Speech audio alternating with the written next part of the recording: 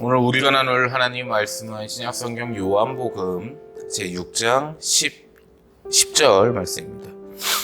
오늘 우리가 나눌 하나님 말씀 요한복음 제6장 10절부터 11절 말씀입니다.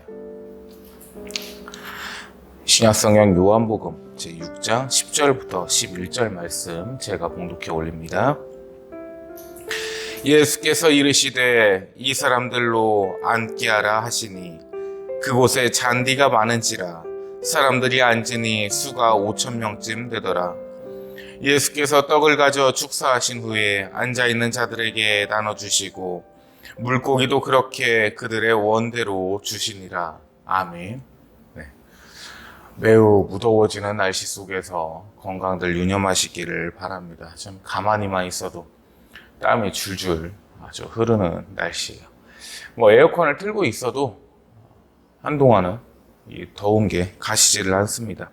습도도 워낙에 높은 날씨고, 이 유럽 같은 경우에는 습도가 없다 보니까 그늘만 가도 시원한데, 이 대한민국 날씨는 현재 좀 습도가 높다 보니까 습도율이 99% 이럽니다. 외부에서는. 그래서 너무 더워요. 그늘로 가도 시원한 거를 모르겠고, 지금 강단에 서 있음에도 불구하고 엄청 덥습니다. 엄청 더운데 불쾌지수가 이제 많이 높아집니다. 짜증도 되게 심해지고 화도 쉽게 나고 이러는데 좀 마음들 차분히 가라앉히셔서 좀 여러 가지 불안한 어떤 트러블들 좀 안 생기게끔 잘 조절하셨으면 좋겠습니다. 오늘 우리가 이 나눌 말씀은 그리스도인이나 비그리스도인 누구나 막론하고 얘기를 하고 있는 오병이어의 기적입니다. 오병이어라 하면 떡 5개와 물고기 2마리의 기적이라는 뜻이죠. 배경은 이렇습니다. 예수님께서 이제 말씀을 전하시고 말씀을 선포하시러 다니시다가 사람들이 잔디밭에 모였습니다. 5,000명이라 했는데 이 당시에 사람을 계수하는 특징 중 하나가 성인 남성만 계수를 하게 됩니다. 일을 할 수 있는, 전투에 참여할 수 있는 사람만을 계수하게 되거든요. 그러면 성인 남자만 5,000명이었으니 여자와 아이들, 노인들까지 포함을 한다면 훨씬 더 수는 많아지겠죠. 그 사람들이 따르고 있습니다. 이 사람들이 이제 먹이시려고 하니까 빌립 제자가 예수님께 여쭙는 겁니다. 예수님, 이게 2,000데나리온으로도 지금 답이 안 나옵니다. 이 사람들을 먹이려면 200데나리온도 부족합니다. 200데나리온의 떡이면 품삯으로 계산을 했을 때 현재로서 하루 일당 10만 원을 기준으로 2천만 원 정도 돼요. 2천만 원으로 5,000명이 넘는 사람들을 먹인다는 것은 쉬운 일은 아닙니다. 자, 그런데 이 빌립이 이렇게 얘기를 하고 바로 뒤이어서 안드레가 예수님께 여쭤봅니다. 빌립보다는 좀 낫습니다.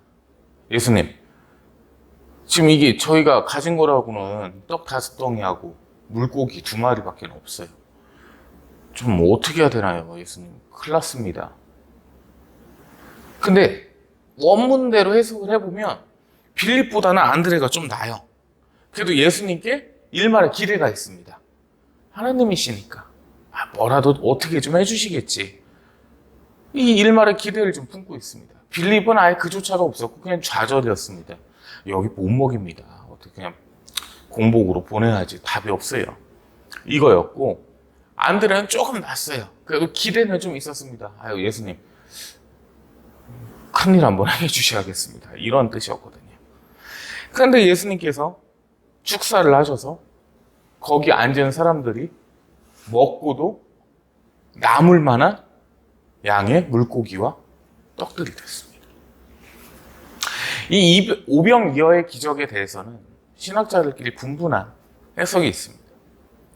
진보교단이나 자유신학자들, 이런 자들의 이야기는 예수님께서 이 술을 갖다 기적적으로 불리신 게 아니고 거기에 음식을 싸온 사람들이 자기가 가진 것들을 나눈 것이다. 이렇게도 얘기를 하고 있고, 실질적으로는 이 떡과 물고기가 뭐 이 숫자가 아니었을 것이다.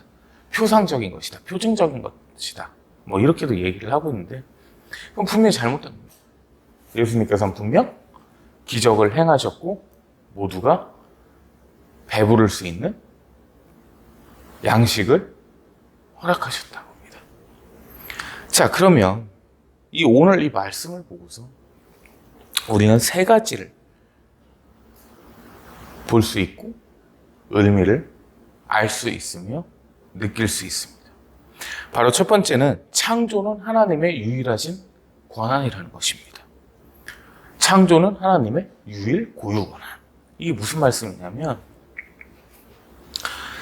태초에 아무것도 없었던 공허했던 시대에 하나님께서는 천지 만물을 창조하셨습니다. 하늘과 땅을 창조하셨고 바다를 창조하셨고 동물을 창조하셨고 식물을 창조하셨고 우리 인간을 창조하셨습니다. 아무것도 단 하나도 하나님의 손에서 이루어지지 않은 것은 없습니다. 다 하나님의 손 안에서 창조가 됐습니다.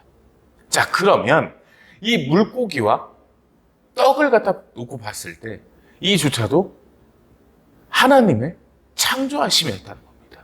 여기서 잠깐 짚고 넘어가면 이 물고기는 이 당시에 두 가지 종류가 있었습니다. 익두스와 옵사리온이었습니다.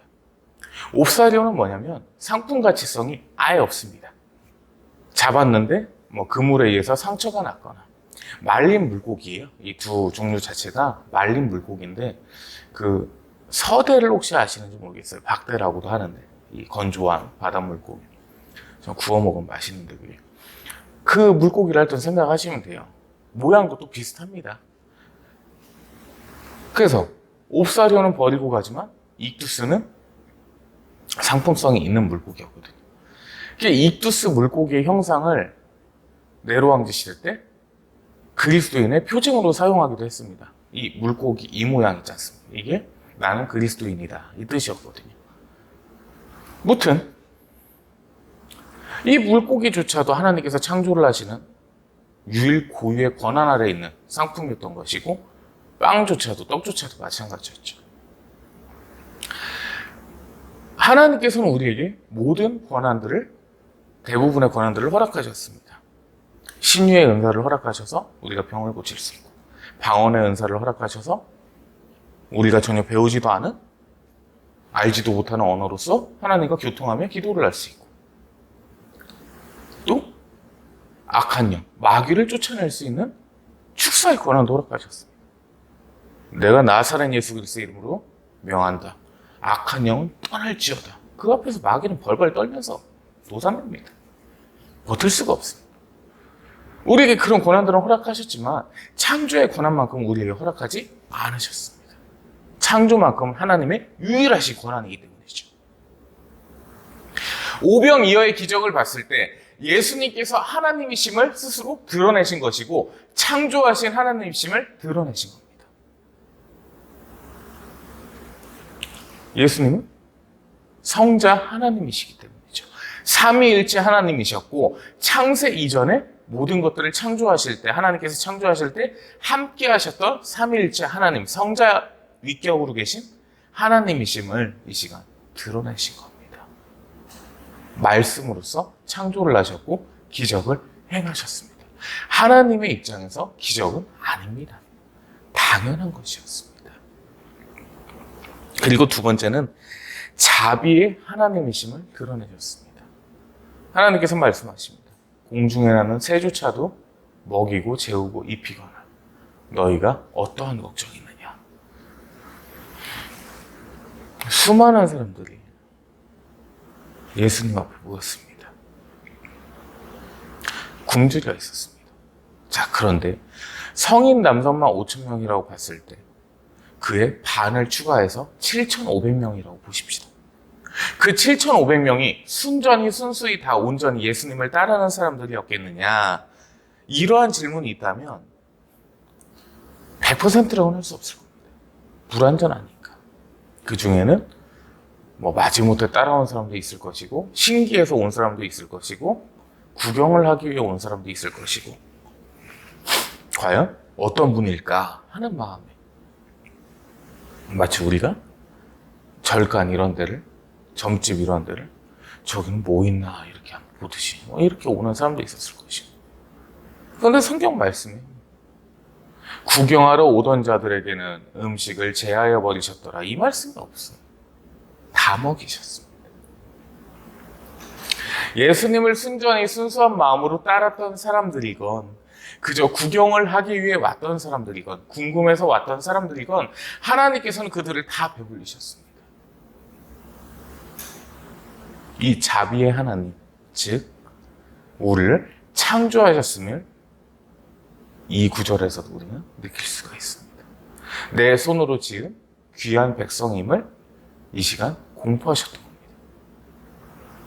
단 한 사람도 굶지 않게 하셨고, 어린아이부터 과부와 고아와 노인까지도 모두 배불리셨습니다.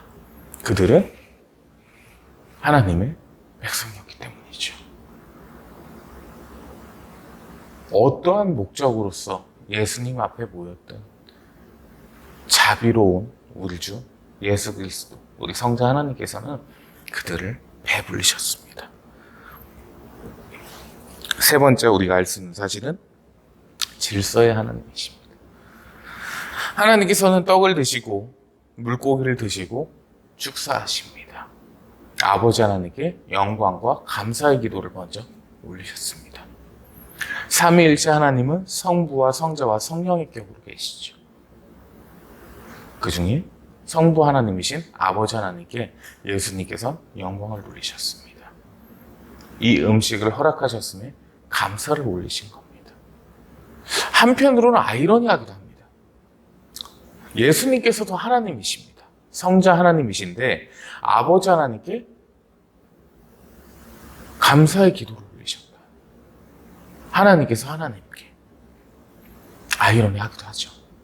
그러나 이 삼위일체 교리 자체는 우리가 이해할 수는 없습니다. 다만 질서의 하나님이심은 이 시간 알 수 있다는 것입니다.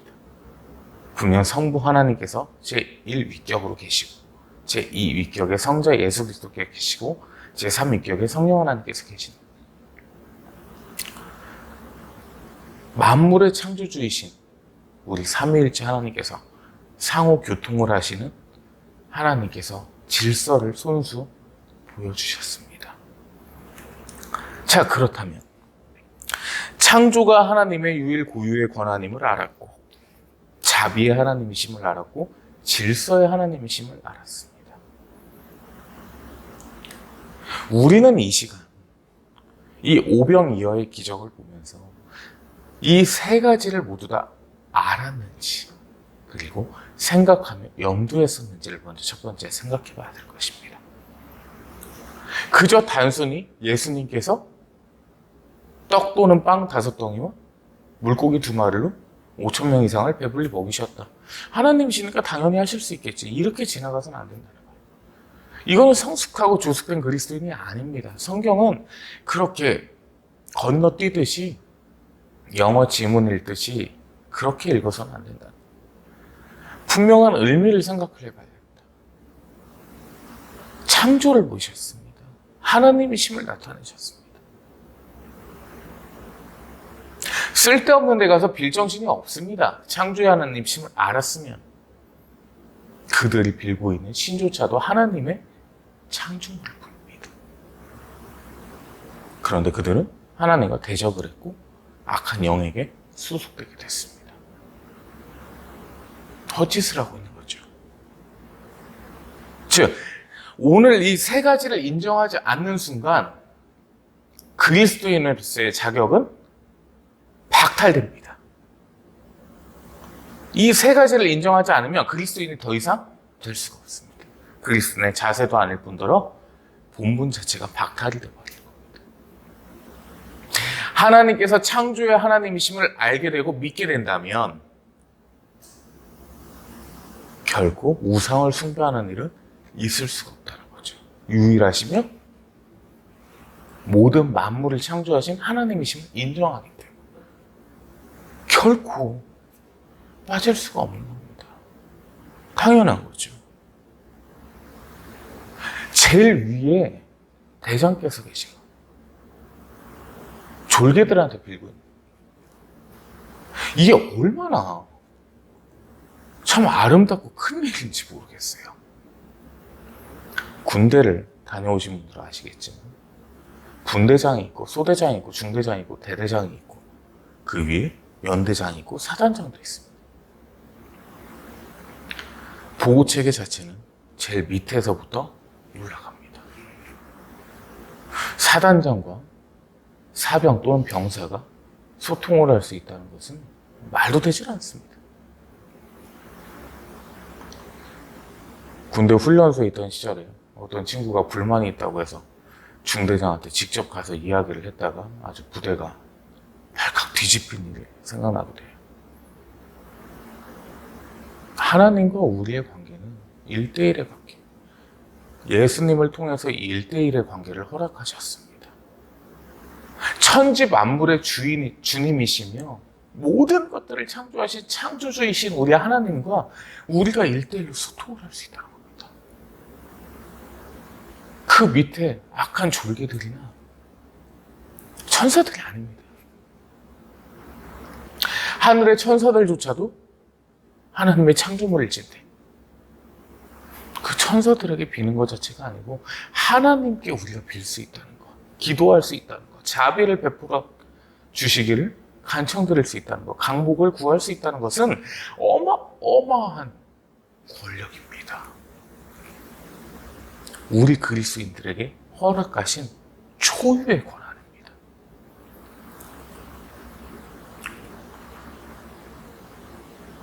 그래서 이 창조의 주님이심을 인정하는 순간 우상 숭배는 결코 이루어질 수가 없다는 것입니다. 하나님이시기 때문에, 창조의 하나님이시기 때문입니다. 두 번째는 자비 하나님. 하나님께서는 그 어떤 자도 배불리셨습니다. 예수님 앞에 나온 모든 자들을 배불리셨습니다. 차별하시지도 않으셨고 차등적인 대우를 하시지도 않으셨습니다. 공평히 대하셨습니다. 평등하게 대하셨습니다. 왜냐하면 모든 일을 안타까워하시기 때문입니다. 하나님께서 손수 지으신 창조물이기에, 하나님의 백성이기에 지옥불로 향하여져 가는 택함받지 못한 백성들조차도 하나님께서는 안타까워하심을 드러내실 겁니다. 내가 죄가 많아서 교회는 못 갈 것 같습니다. 집안 자체가 불교 집안이라 교회는 못 갈 것 같습니다. 집안 자체가 무속을 좋아해서 교회는 못 갈 것 같습니다. 핑계일 뿐입니다. 어떤 자가 어떤 모습으로 어떠한 생각과 자세로 하나님 앞에 나올지언정 하나님께서는 구원을 베푸십니다. 자비를 베푸십니다. 내가 너에게 무엇을 요구하였느냐? 그저 내 앞에 오기를 원했노라. 이것이 하나님께서 우리에게 하신 말씀입니다. 하나님께서는 우리에게 크게 바라시는 것이 없습니다. 불완전하심을 아시기 때문이죠. 창조하시기 때문에. 우리가 어릴 때 많이 갖고 놀던 레고를 만들어 놓고 그 레고가 나한테 뭐를 해주기를 바라지는 않았을 거예요. 레고 정품을 가지고 놀았으면 있는 집 자식이었다고 하는데 어쨌든 그 레고를 만들어 놨을지언정 정품 레고를 만들었을지라도 그 레고에게 뭘 바라지는 않습니다. 그저 내가 만들었으니까 보기가 참 이쁜 거예요. 하나님께서 우리를 보시는 시점은 그 시점이라는 거예요. 그저 내가 만들었기에 그저 예쁜 겁니다.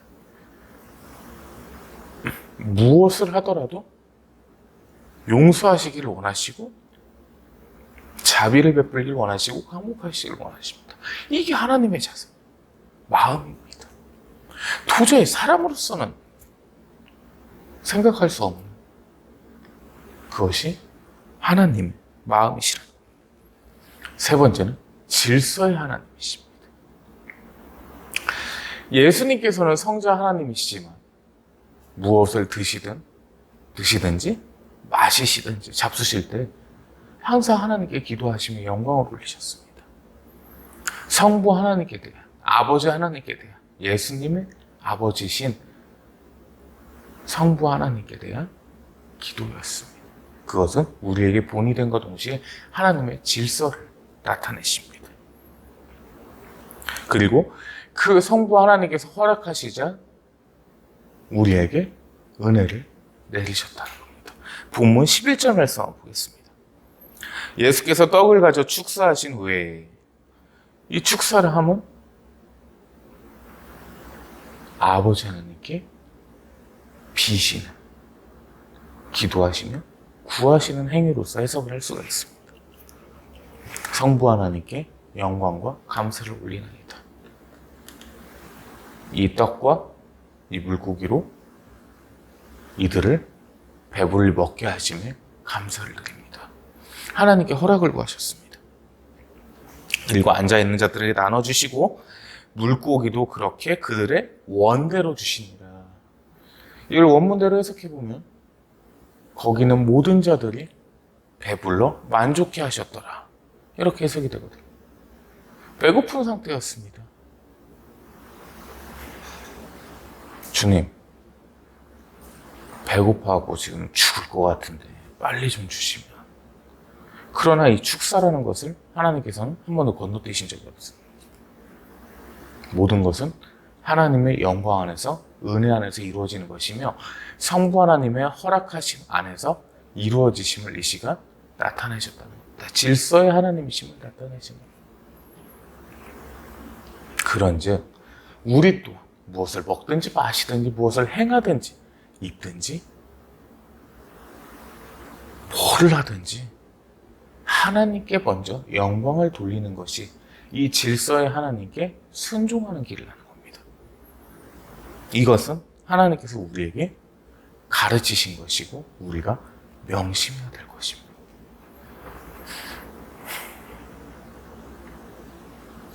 어떤 목사님이 말씀을 하시더라고요.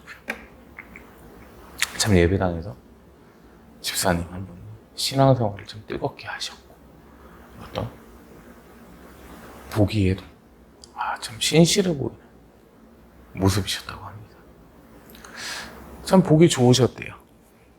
내 교인이, 성도가 그러한 모습을 가지고 있으니 참 저분은 평상시에는 어떨까, 이런 궁금증을 가지셨다고 합니다.